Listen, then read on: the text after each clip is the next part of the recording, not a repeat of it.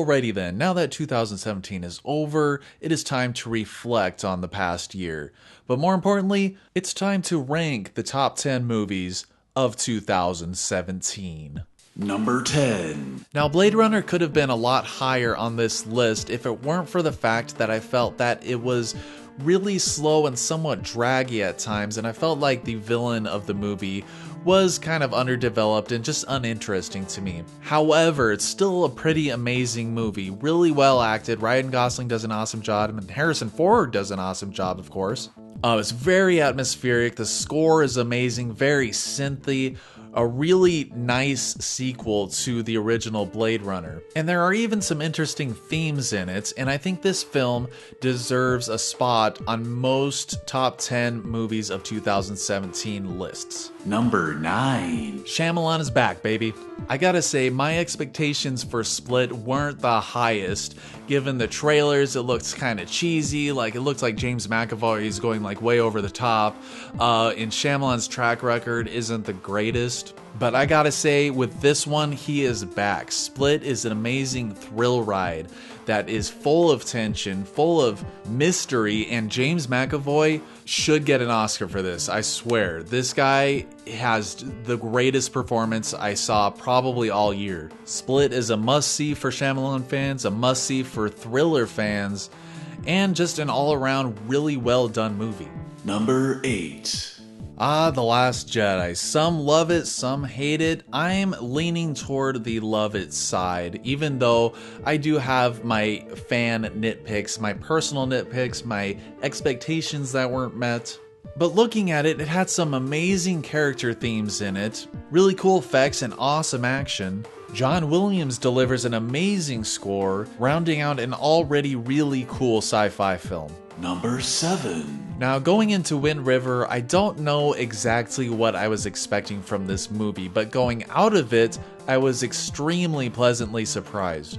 This is a mystery thriller that I think everybody should see, and it really succeeds in putting you into the location that these characters live in, as well as make you feel for them. You know, Jeremy Renner does a great job in this, as well as Elizabeth Olsen, and all of the supporting actors really well acted and really well directed. And this movie just makes you feel. It makes you feel sad, it makes you feel angry, and most of all, it makes you feel really, really cold. Number 6.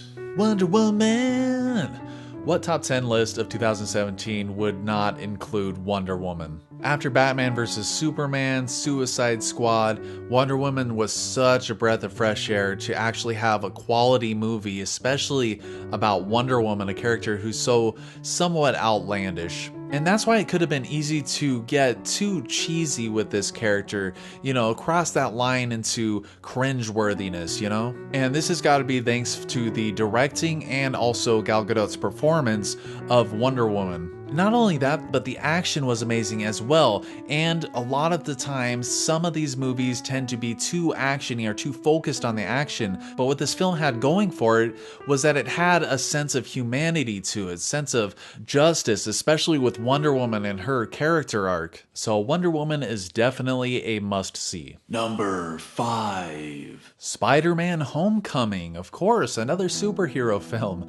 SpiderMan Homecoming, you know, this film, when it was coming out, it had a sense of, oh no, they're doing this again with Spider-Man in high school. And I can definitely understand it if people get Spider-Man fatigue. You know, we've seen him in high school before with the originals, with Amazing Spider-Man, now with this. However, this Spider-Man, I think, is a very fresh take on the character, having him be a young and experienced, you know, hero, and have a story based around that and his growth as a person and as a hero. So integrating him into the Marvel Universe and the other heroes through his inexperience and his growth throughout this movie. And not only that, but having a villain that you can actually understand and seeing their motives and why they're doing what they're doing was kind of a relief. And speaking of relief, the comedy relief in this movie, or comedy in general, was everywhere. And it's a very funny movie. Most, if not all, the comedy lands. It's not too cheesy, and it's not too overboard with the comedy either, because it actually fits with these characters and who they are. So even the comedy, to me, had kind of a purpose that actually melded really well with the characters and even the story to a smaller degree. Numero cuatro. Get out. Yeah, it's number 4. The whole time up to when I actually sat down and watched the film, I thought it was a horror comedy. This is based on the trailers and, of course, the director, Jordan Peele. I did not think that this was going to be like a serious at all thriller. Even though there is comedy elements in it, it's definitely a straight up thrill ride. Even though it didn't meet my expectations in that regard, I was still blown away with how good this movie was. It keeps you at the edge of your seat the entire time, full of tension, full of very interesting like character moments, but it sucks you in nonetheless and keeps you there and keeps you engaged the entire time. It's very entertaining and, dare I say, totally boss. Number 3. Coco is another heartfelt film with incredible animation and a very, very touching story. At this point, we've come to expect greatness from Pixar films, but this one is like another level. Like the intricacies and details that they have in some of these animations in this film, especially with the playing of guitars.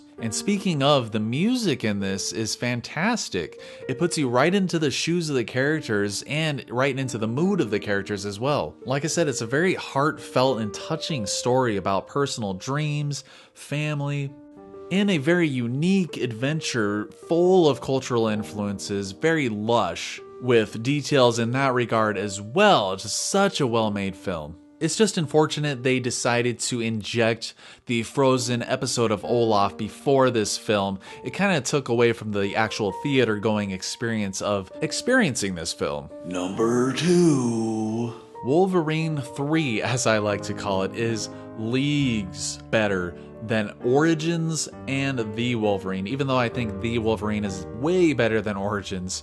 I don't know how Origins was so bad. What did they do with that?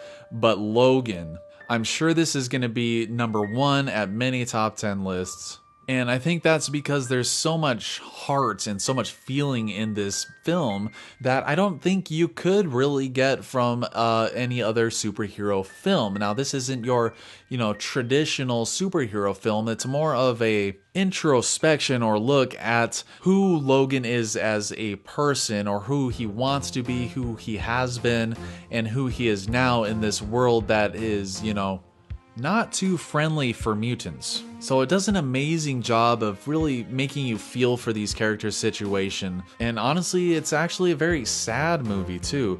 But even though it's really sad, there is some great action in it. Some of the best action I've seen from Wolverine just in general, from all of the X-Men films and the Wolverine films too. And all of this, of course, is in no small part thanks to the amazing performances from Hugh Jackman, Patrick Stewart, and even Daphne King, the little girl. And it's a very fitting send-off to Hugh Jackman as his role as Wolverine. And number 1. Thor Ragnarok. Now I'm going to be honest, Thor is my favorite Avenger.